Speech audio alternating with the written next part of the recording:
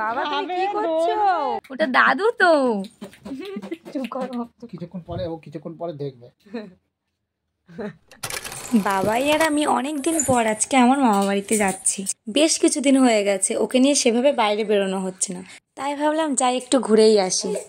তার জন্য সকাল সকাল স্নান ধ্যান করে আমি আমার পুজোয় বসে পড়েছিলাম। আর পাপা তখন একটু ঘুমাচ্ছিল, তার জন্য আমি পুজোটা একটু ভালোভাবে দিতে পেরেছিলাম।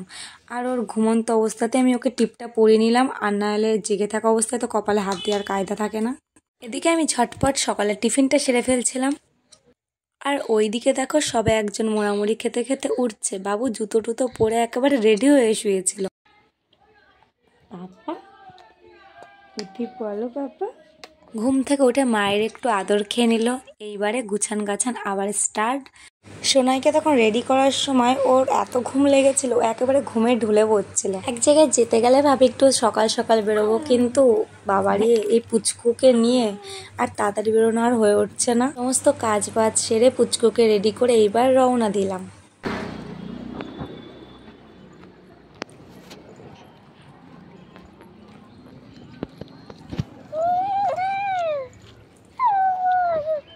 বাইরে বেরোলে যে একজন কত খুশি হয় সেটা দেখতেই পাচ্ছ। নাচ শুরু করে দিয়েছে কোলের ওপরে বসে বসে। আনন্দ করো, তাই তাই দাও।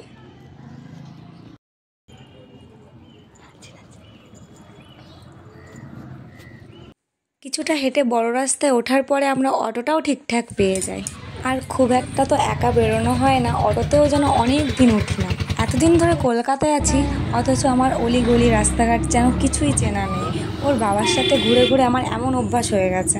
দেন আমি অটোর থেকে নেমেই দেখি আমার জন্য একজন ওয়েট করে আছে, আমার আদরের দিদিমা।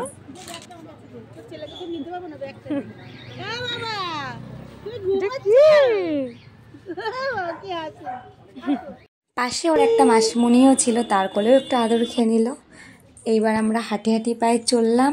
তো তাড়াতাড়ি পৌঁছে যাওয়ার কারণ আমাদের বাড়ির থেকে আমার মামা বাড়ির ডিস্টেন্স তেমন কিছু দূরত্বের না। এরপর আমরা পৌঁছে গেলাম, আর আমার কোল থেকে ওর দিদুন ছো মেরে ওকে নিয়ে আদর করতে শুরু করে দিয়েছে। আর ও তো কাউকেই চিনতে পারছে না।